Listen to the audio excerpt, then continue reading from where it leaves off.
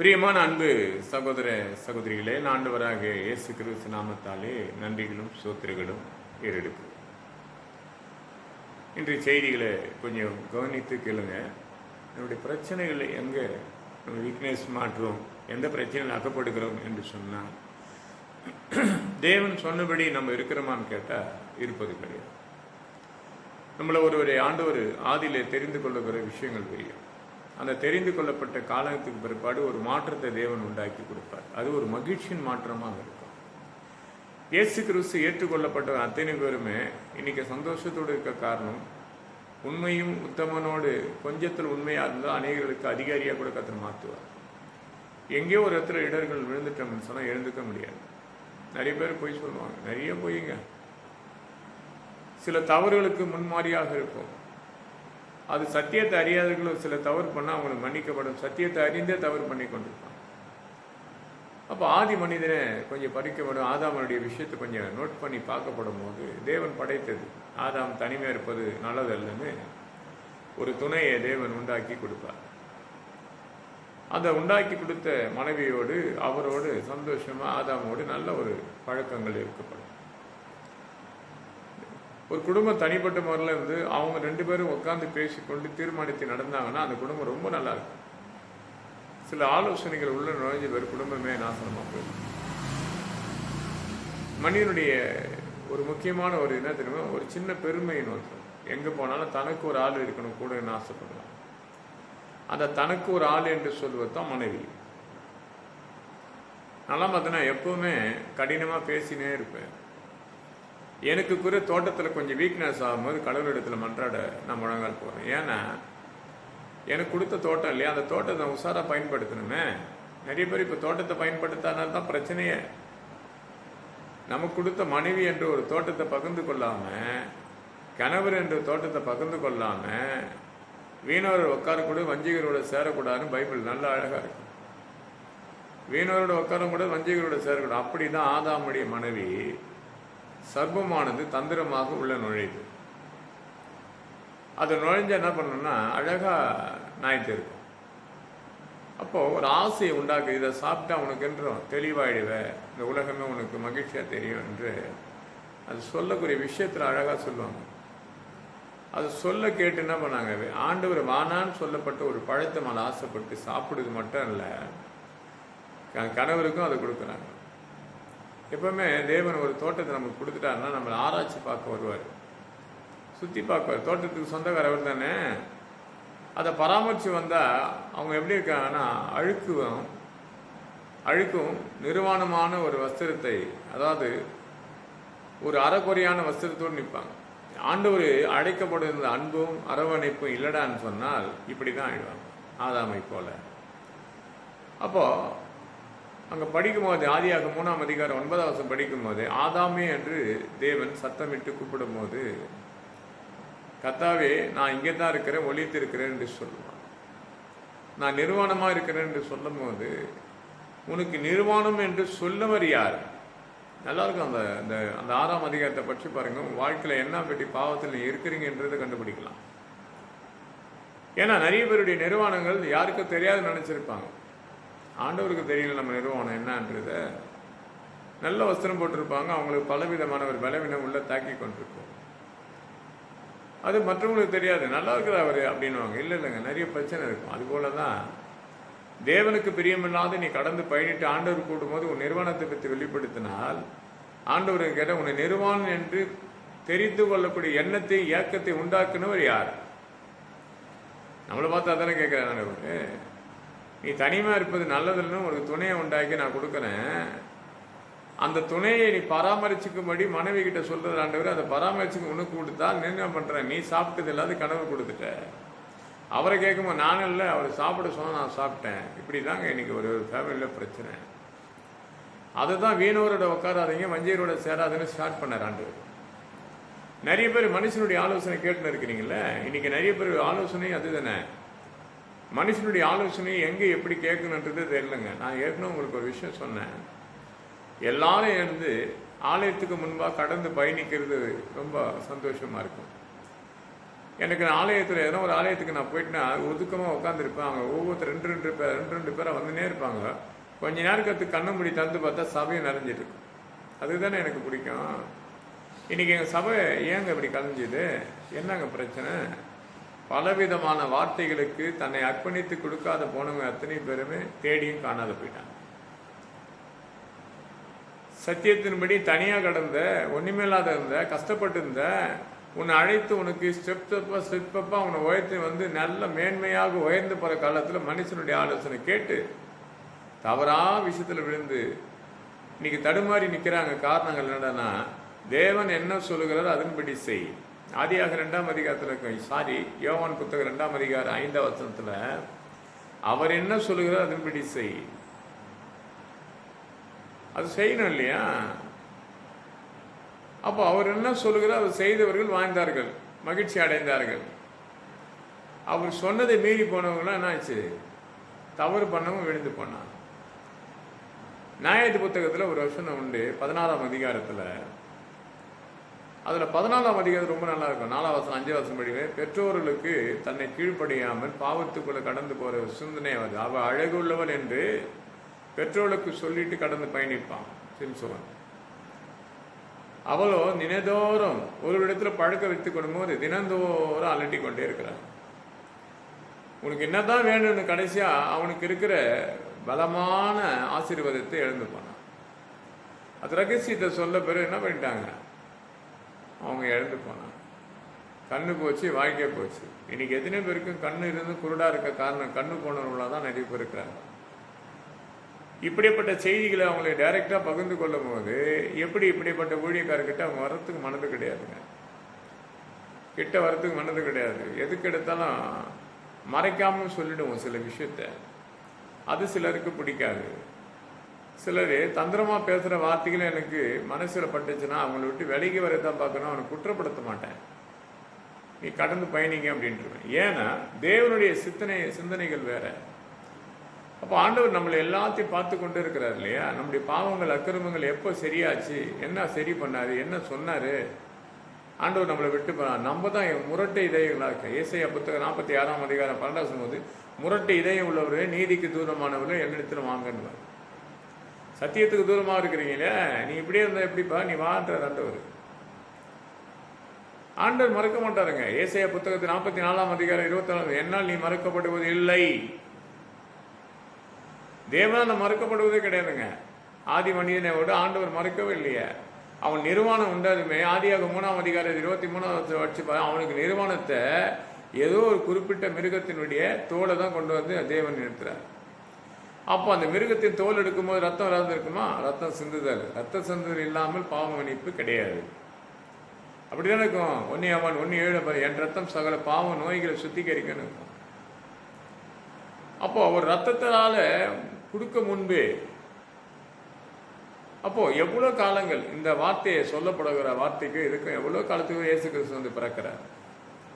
ஒரு மனிதன் அவரிடத்துல வந்து பின்மாற்றம் அடைந்து கடந்து போனாலும் அவர் தோட்டத்தை விட்டு அனுப்பிவிட்டாலும் அவன் நிர்மாணமாக போகக்கூடாதுன்னு அவனுக்கு ஒரு சிறந்த வஸ்திரத்தை ஒழுங்குபடுத்தி அனுப்புறார். பக்கற அன்பு சகோதரிகளை ஆண்டவர் நமக்கு ஒரு தோட்டத்தை கொடுத்தார். அந்த என்ன தோட்டம்னா மனைவி என்ற பெரிய தோட்டம், கணவர் என்று ஒரு பெரிய தோட்டம். அதில் கொடுக்கப்பட்ட அநேக கனிகள் இல்லையா? கர்ப்பத்தின் கனி கர்த்தரால் கொடுக்கப்பட்ட சுகம். அப்படிதானே இருக்கு பைபிளில். 127:3 2 பைபிள் இருக்குதுங்க. இப்போ அரக்கோண பைபிளில் நான் ஒரு பிரசங்கம் பண்ண ஒரு டைம் போயிருந்தேன். நான் சங்கீதம் 127:3ன்றேன். ஒரு பேர் சொல்கிறார் பக்கத்தில் உட்காந்து, ஐயா தப்பாக சொல்கிறார், மிக சங்கீதம் 127:4 தானேன்றார். நான் வச்சுருக்கிற பைபிள் முதல்ல இருந்து நான் குறைஞ்சது 20 வருஷமாக படிச்சுக்கிறேன். அந்த மாதிரி பைபிளை தான் நான் படிச்சுக்கிறேன். இது நடுவில் ஒரு பைபிள் மாறி இருக்குது, எனக்கு தெரியாது. அவர் அதை வச்சுக்க, நான் இதை வச்சுக்கிறேன். அடுத்த வாட்டி பக்கத்து இடத்துல ஒரு இடத்துல பிரசங்கம் பண்ணும்போது நான் அதை நோட்ஸ் எடுத்தேன். அதை எடுத்தும் போது உட்கார்ந்தவர்களுக்கு அவங்க ஒரு மாதிரி ஆகிடுவாங்க இல்லையா? அந்த கேட்குறாங்க பாரு சத்தியத்தை, அவங்களுக்கு சரியாக புரிய வைக்கிறது நம்மளால் சொல்கிறதே கிடையாதுங்க. இல்லைங்க அவர் பிரசங்கம் வந்து தப்பு, 4ஆம் வசனத்துக்கு 3ஆம் வசனம் சொல்லிட்டு போகிறேன். என் பைபிள் 3 தானே இருக்குது. அப்போ விளக்குனேன். அப்போ சொல்லும் போது என்னுடைய பைபிளில் இது இருக்குது, அவருடைய பைபிள் இப்போ புதுசாக வந்தது அப்படி இருக்குது அப்படின்னு சொன்ன பேர். அப்போ ஒரு சிலர்லாம் அதை புரிஞ்சுக்கினாங்க. ஏன்னா அதுலேயே ஒரு சிலர் பழைய பைபிள் தான் வச்சுருப்பாங்க. நான் பழைய பைபிள் தான். 1200 கொடுத்து, அந்த 1000 ரூபாய் நினைக்கிறேன், 1000 ரூபாய் கொடுத்து வாங்க அந்த பைபிள் தான். 800 ரூபா, 1000 ரூபாய், 900 ரூபாய் பைபிள் தான் வாங்குவேன். ஒரு காலத்தில் பைபிளே கிடையாதுங்க. எங்களுடைய சபையில் யாராவது படிச்சுட்டு வச்ச பைபிள் இருந்தால் அதுமாதிரி சபைகள் போனால் அங்கே எதனா பைபிளை சைடில் பார்த்துன்னா ஜன்னல் வரும், மேல் பக்கம் இருக்காது, பரவாயில்ல கொடுங்க ஏன்னு வாங்கி படிச்சுவேன் நான். அப்போல்லாம் ரொம்ப பெருசாலாம் கிடையாது, 200 ரூபா தான் ஒரு பைபிள். அதையும் வாங்கக்கூடிய எங்கிட்ட கிடையாது. இன்றைக்கி ஏராளமும் பைபிள் இருக்கும், எல்லா விதமான பைபிள் இருக்கும். அத்தனை ஏன்னா வேதத்தை படிக்கக்கூடிய அவனுக்கு ஒரு வரை ஆதாமை தேவன் மனம் திரும்பி கொண்டு ஒரு சூழ்நிலை ஏற்படுறதுக்கு முன்பே அவனுக்கு கொடுத்த தோட்டத்தை இழந்தான். இன்னைக்கு எத்தனை பேர் ஆண்டவர் உயர்த்தி வைப்பார், கொஞ்சம் பண பதவி வரப்படும் போது அவரை விட்டு பின்வாங்க அடிக்க தேவனை விட்டு ஃபுல்லாகவே பிரிஞ்சிடுவாங்க. அப்போ என்ன அது, அவன் நிர்வாணமாக இருந்தவனுக்கு ஒழுங்குபடுத்தி அமைச்சிருவார். அவன் எப்படின்னா மனம் திரும்பக்கூடிய ஒரு சொல்ல அவன் பாவம் செய்து அக்கிரமம் பண்ணதுக்காக என் ஆண்டவராக இயேசு கிறிஸ்து கடந்து வராருன்னு சொன்னால் அநேக காலத்துக்கு கொடுத்த ஏசாயா புத்தகத்தில் 53ஆம் அதிகாரத்துக்கும் இயேசு கூட பிறப்பத்துக்கும் எத்தனையோ ஆண்டுகள் காலத்துக்கு பிற்பாடு தான். ஆனால் முன்னாடியே ஒரு அப்ளிகேஷன் ஒரு அக்ரிமெண்ட் எழுதிட்டார். அந்த அக்ரிமெண்ட்டை பார்க்கலாமா என்ன எழுதினார்னு சொல்லி, உனக்கு எனக்கும் பாவம் மன்னித்தது எப்படின்னு சொல்லி பார்ப்போமே. ரொம்ப நல்லாயிருக்கும் அந்த பாவம் மன்னிப்பு. ஏசாயா 53ஆம் அதிகாரத்தை 5ஆம் வசனம் படிக்கிறேன் பாருங்க. உங்கள் பாவம் எண்ணிக்கை மன்னிக்கப்பட்டது என்று சொல்லி பாருங்க. நம்முடைய மீறுதலையும் அவர் நம்முடைய மீறுதல் நிமித்தமாக அவர் காயப்பட்டார், நம்முடைய அக்கிரம நிமித்தமாக அவர் நொறுக்கப்பட்டார், நமக்கு சமாதானம் உண்டு பண்ணும்படி அக்கினிக்குள் அவர் மேல் வந்தது, அவருடைய தழும்பினால் நம்ம குணமாகும் சொல்லிட்டு 6ல் சொல்ல, நாம் எல்லாரும் ஆடுகளைப் போல வழி தப்பி தீர்ந்தோம், அவனவன் தன் தன் வழியிலே போனான், கர்த்தரோ நாம் எல்லாருடைய அக்கிரமத்துக்காக அவர் மேல் வந்து விழுந்தது. நம்முடைய எல்லாருடைய அக்கிரமத்தை யார் மேலே வந்ததுதான், ஆண்டவராக இயேசு கிறிஸ்து மேல் தான் வந்ததுதான். இது எப்போ இயேசு கிறிஸ்து பிறகு அநேக ஆண்டுகளுக்கு முன்பாக எழுதப்பட்டது. அது 80 800 தெரியாது, ரெண்டுல ஏதோ ஒன்று இருக்கும். இந்த நடுவில் 2023 ஒரு பலவீனம் தாக்கப்பட்டது. அதுக்கு பிற்பாடு கொஞ்சம் மறுப்புகள் ஏற்பட்டுச்சு. அப்போ என் ஆண்டவராக இயேசு கிறிஸ்து ஒரு விஷயத்தை பண்ணுவார், என்னால் நீ மறக்கப்படுவதில்லை என்று சொல்வது மட்டுமல்ல, நம் மீறுதலை மேகத்தை போலும் அக்கிரமத்தை கார் மேகத்தை போல அகற்றி விட்டேன், நீ என்னிடத்துல வா, உன்னை நான் மீட்டுக் கொண்டேன்றார். இங்கே ஏசாயா புத்தகம் 43ஆம் அதிகாரம் 44ஆம் அதிகாரம் 22வது சொல்றாரு, உன் மீறுதலை மேகத்தை போலும் அக்கிரமத்தை கார் மேகத்தில் அகற்றி விட்டேன், என்னிடத்துல வா, உன்னை நான் மீட்டுக் கொண்டேன்றார். நம்ம பாவங்கள் மன்னிக்கப்பட்டது. இந்த உலகத்துல அநேக பாவத்தை பிடித்து செய்தி எடுத்தா இந்த பாவத்தினா இது இல்லைங்க, மறுபடியும் ஒரு விஷயம் இறங்குவேன்றார். மறுபடியும் அப்போ மிகா 2ஆம் அதிகாரம் 19 மறுபடியும் ஒரு விஷயம் இறங்குவேன், பாவத்தின் அக்கிரமத்தின் சமத்துவத்தை ஆழத்தில் போட்டுருவன்றார். மறுபடியும் ஆண்டவர் மீக்கெடுக்க அடியா இருக்கிறாரு. ஆனால் ஆதாமை போல் நம்ம மறுபடியும் தவறுகளை பண்ணி கொண்டே இருக்கிறோம். உன்னை நிறுவனம் ஆக்கி கொண்டே இருக்கிற ஆண்டவர், நல்ல ஒரு வருஷத்தை தேவனை உணர்த்தி ஆண்டவர் உன்னை கொண்டு கொண்டே இருக்கிறார். நீ அங்கே தான் நிற்கிற, அதை விட்டு வெளியே வரல. பஞ்சங்கள் நமக்கு வரனால் ஈசாக்கை போல் மாறணும். பஞ்சங்களை வரக்கூடிய ஈசாக்கு போய் மாறணும். கடவுள் என்ன சொல்கிறார் அதன்படி செய், இல்லையா? தேவனை பெற்றெடுத்த தாயை சொல்ற, அவர் என்ன சொல்கிறார் அதன்படி செய்வான். நாங்கள் யோவான் புத்தகம் 2ஆம் அதிகாரம் 5ஆம் வசனம் படிக்கும் போது நம்ம செய்யறோமா? பெற்றெடுத்த பிள்ளைகளோ தாயை மறந்து போறோம். இன்னைக்கு எல்லாம் மறந்து போறீங்களா? தாயை மறந்து போறீங்க. தாய் பெற்றெடுத்த சுமந்தெடுத்த தாயை நீங்கள் மறந்து போகிறேன். இன்னைக்கு எனக்கு 58 வயசு. அது இன்னைக்கும் எங்கள் தாயாரை நான் நினைத்துக்கொள்ள காரணம், கடினமான கஷ்டத்தில் எங்களை தூக்கி எடுத்த என் தாயார். எல்லாரும் ஒதுக்கப்படும் போது என்னை தூக்கி எடுத்த என் தாயார். அந்த அன்பு தான் என் சகோதரர்களுக்கு கொடுக்கக்கூடியதாக இருந்தது. இன்றைக்கி அது வேறு விஷயம். அவங்க தனியாக அவங்க கடந்து போய் பயணித்தாலும் அதை பற்றி நான் வருத்தப்படுறதில்லை. எதுக்காக ஜெபித்தனோ அது கர்த்தர் அவங்க வாழ்க்கை நடந்து கொண்டிருக்கு. எதுக்காக அவங்களுக்காக நான் உபாசம் போட்டனோ அதெல்லாம் தேவன் நடத்தி கொண்டிருக்கிறாரு. இப்படிப்பட்டவங்க நம்ம குறை சொல்லி ஒரு பிரயோஜனம் கிடையாது. ஏன்னா நம்ம கேட்டோம், கேளுங்கள் அப்போது கொடுக்கப்படனாரு, கேட்டோம் கொடுத்துட்டார், அவ்வளோதான். அப்போ ஆண்டவராக இயேசு கிறிஸ்து நம்ம பாவங்களை எப்படிலாம் மன்னிக்கிறாரு கொஞ்சம் பார்த்து பாருங்க. கொஞ்சம் பாருங்க, உங்களை கொடுத்து யோசிச்சு பாருங்க. ஏங்க என் பாவத்தை மன்னிக்கல? முரட்டு இதயங்களே நீதிக்கு தூரமானவர்ன்றார் ஏசாயா 46ஆம் அதிகாரம் 12 முரட்டு இதயம் நமக்கு. பெற்றோர்களுக்கு பயப்படுறதே கிடையாது. பெற்றோர்களை கொடுத்து எத்தனை விஷயம் தப்பா பேசி கொண்டிருக்கிறார். அதெல்லாம் தேவன் பார்த்து கொண்டிருக்கிறார்ல. உன் தவறு என்னைக்கு உணர்றியோ அன்னைக்கு தான் உனக்கு ஆண்டவர் ஆசீர்வாதத்தை கொடுப்பார். அந்த விஷயத்துல ஈசாக்கு சூப்பர். தன் தகப்பன் அழைத்து கொண்டு மரணத்துக்கு ஏதாக கொண்டு போகும்போது கூட வேலைக்காரங்கிட்ட சொல்லிட்டு போவார். ரொம்ப நல்லா இருக்கும் அந்த வசனம் படிக்கும் போது. அப்போ சொல்லிட்டு போற விஷயத்தை ஆதியாகம புத்தகத்தில் படிக்கும்போது 22ஆம் அதிகாரத்தில்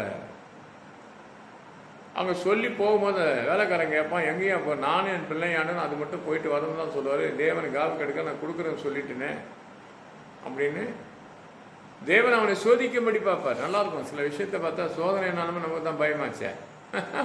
சோதித்து பார்க்க பயம். நம்மளை தேவனை சோதித்து பார்த்து எதனா கொடுன்னா கொடுக்க மாட்டோம். தேவன் பார்த்தனா எவ்வளோ பணத்தை கொடுத்தாலும் நம்ம ஜனங்களுக்கு மறுபடியும் கொடுக்கக்கூடிய எண்ணங்கள் கிடையாது. ஒரு மனுஷனுக்கு கொடுக்கக்கூடிய எண்ணங்கள் இருக்குதான்னு கேட்டால் கிடையாது. அப்போ எந்த சூழ்நிலையும் தேவன் நமக்கு கொடுத்தது கேட்குறாருன்னு சொன்னால் அதை கொடுக்கணும். அதுதான் முறை, அதுதான் பைபிள். அதுக்குதான் இந்த இருபுறம் கருக்குள்ளப்பட்ட மாத்தியெல்லாம் எழுதப்பட்டது நிலையாக நிறைவாக இருக்கும். இந்த பாருங்க, நல்லா வாசிக்கிறேன் பாருங்க. ஆதியாக 22ஆம் அதிகாரம் 1ஆம் வசனம் 2ஆம் வசனம் படிக்கிறேன் பாருங்க. இந்த காரியம் நடந்த பின்பு தேவன் ஆபிரகாமை சோதிக்கும்படியாக என்று எப்படி என்றால் அவன் அவரை நோக்கி, ஆபிரகாமே என்றால் அவன் இதோ அடியான் இருக்கின்றேன். இப்போது அவர் உன் புத்திரனாகிய உன் ஏக சுகமான உன் நேசகுமாரனையும் ஈசாக்கை இப்போதே அழைத்து கொண்டு போ, மெரியா தேசத்துக்கு போய் அங்கே நான் உனக்கு குறித்த மலையின் மேல் அவன் மேலே அவனையும் தகான பலியாக குடினுவர்.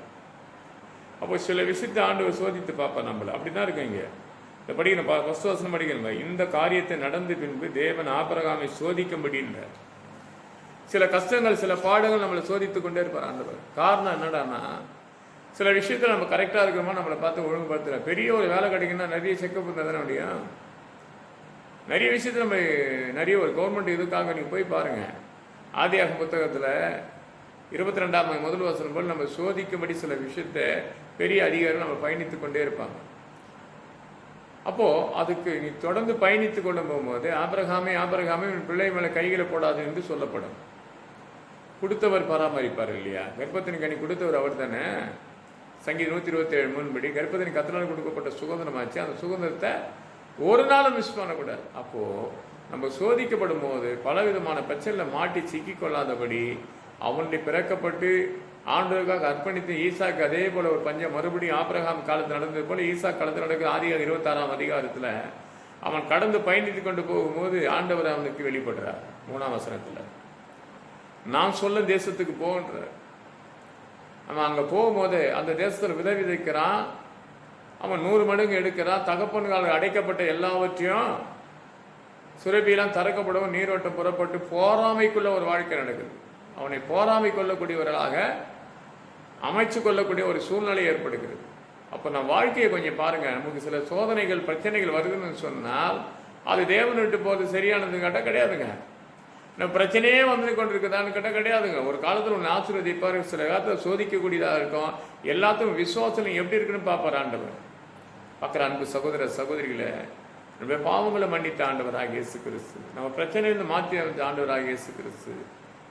ஆனால் அவர் பிறக்க முன்பு அநேக ஆண்டுகளுக்குமா உரையப்பட்டு தான் ஏசை 53ஆம் அதிகாரத்தில் 5ஆம் வசனம்.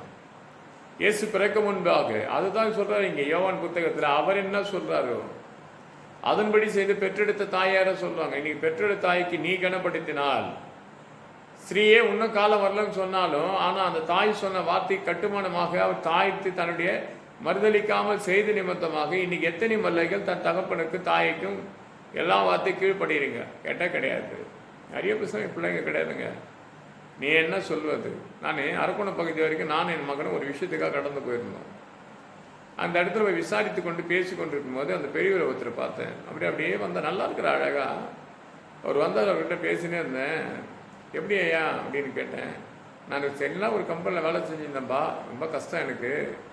இப்போ இருக்கிற சூழ்நிலை எதுவும் வாய்ப்பு இருக்க முடியாதாகிடுச்சு. பிள்ளைங்கள்லாம் எங்களை விட்டு போயிட்டாங்க. ரொம்ப கஷ்டப்பட்டேன். ஏன்டா அவர் விசாரிச்சுன்னு ஆயிடுச்சு எனக்கு. நான் ஒரு டைம் 50,000 ரூபாய் சம்பாதிக்கப்படும் போது எனக்கு ரொம்ப உதவியாக இருந்தாங்க பிள்ளைங்க. அவங்களாம் படிக்க வச்சு திருமணம் பண்ணி அவங்களுக்கா திருமணத்துக்கு ஆயத்தப்படுத்தி கொடுத்த பிறகு என்னை மறந்துட்டாங்க. என்னை பேசுறதே கிடையாது, எனக்கு கொடுப்பது கிடையாது. அப்படிப்பட்ட பிள்ளைகளுக்கு ஆரம்பத்திலே தகப்பனை தாயை தள்ளி விட்டு போனால் எப்போ என்ன சூழ்நிலை நடக்கும்னு தெரியாது. ஆனால் ஈசாக்கு அப்படி கிடையாது. தன் தகப்பன் சொன்னபடி தன்னை அர்ப்பணித்து கொடுத்தார். தாவீது சொன்னபடி அர்ப்பணித்து ஆதியாக இல்லையா, 1 சாமுவேல் புத்தகம் 17ஆம் அதிகாரம் 17 தன் தகப்பன் சொன்னபடி தன் சகோதரனுக்கு ஆகாரத்தை கொண்டு கடந்து போனான்.